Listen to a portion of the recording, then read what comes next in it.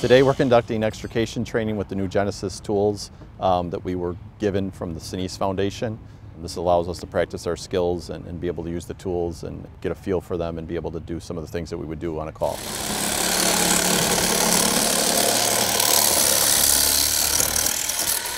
Our extrication tools previously, they're 18 years old, not capable of cutting through some of the new steel on the cars and things of that nature. So a lot of that has to do with the way the cars are made these days, with the stronger steels and different types of steels that they put in the cars. Our older equipment isn't necessarily going to get through them as easily, if at all, whereas these are meant for that. They're designed to be able to go through the newer steels.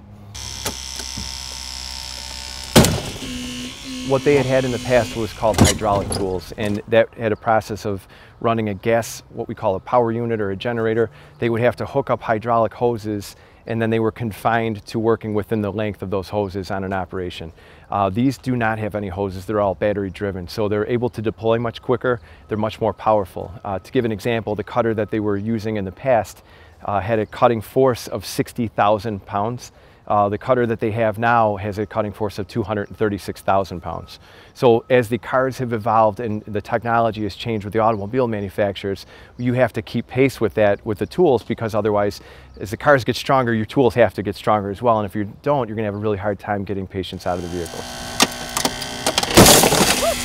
So some of the techniques that I was showing them today were more applicable to departments that don't have a massive staff. You know, like you guys are not sending what would be comparable to a bigger town like Aurora or Joliet or Naperville, things like that. So I'm trying to provide them with some techniques that will help them be just as advantageous with the extrication, but just give them the ability to operate with limited manpower. From the time of impact to the time that that patient is laying on the operating room table at a level 1 trauma center, which your closest would be Christ Hospital, that's supposed to be 60 minutes. So if we can cut down every single minute to provide better treatment and rapid care and rapid extrication, it's going to be a better outcome for the patient. We definitely like to thank the Gary Sinise Foundation for these extrication tools. Without them, we wouldn't be able to do our job as efficiently as we were going to be able to. So thank you again.